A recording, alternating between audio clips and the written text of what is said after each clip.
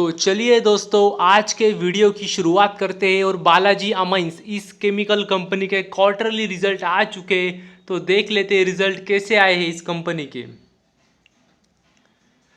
तो अगर हम टोटल इनकम की बात करें तो पिछले साल थी इसी क्वार्टर में 45,000, जो कि पिछले क्वार्टर में आई थी वो थी 34,000, और जो अभी आई है इस क्वार्टर में वो है 33,000। तो देख सकते हैं आप इनकम में गिरावट हुई है, ईयरली भी और क्वार्टरली भी। क्वार्टरली बहुत बड़ी नहीं है पर ईयरली तो बड़ी गिरावट है।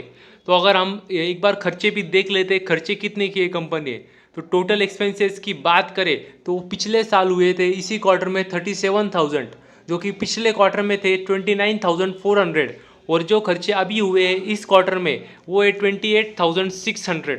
तो देख सकते हैं आप खर्चे भी कम हुए अच्छे खासे। तो अगर हम प्रॉफिट की बात करें तो प्रॉफिट फॉर द पीरियड जो पिछले साल था इसी क्वार्टर में वो था 6,000, और जो पिछले क्वार्टर में आया है प्रॉफिट वो है 3,446, मतलब लगभग 3,440, और जो प्रॉफिट अभी आया है इस क्वार्टर में वो है 3,268। तो देख सकते हैं आप प्रॉफिट भी अच्छा खासा कम हुआ है, ईयरली भी और क्वार्टरली भी।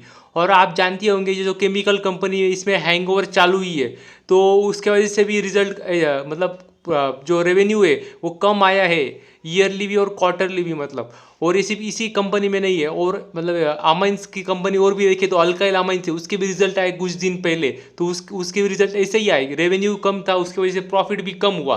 तो ये मतलब देखना होगा कल रिएक्शन शेयर में कैसी आती है मार्केट खुलने के बाद, मगर ये मतलब एक्सपेक्टेड ऐसे ही थे, कुछ ऐसे ही रिजल्ट आएंगे।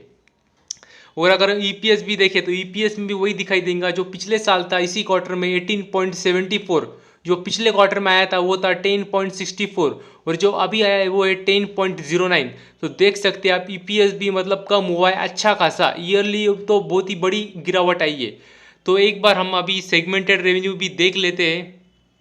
तो यदि सेगमेंटेड रेवेन्यू अगर हम देखें तो पिछले साल था मतलब अमाइंस और स्पेशलिटी केमिकल जो इनका मेन धंधा है उसमें पिछले साल था इसी क्वार्टर में 44,500, जो कि पिछले क्वार्टर में आया था 33,300, और जो अभी आया है वो है 32,280।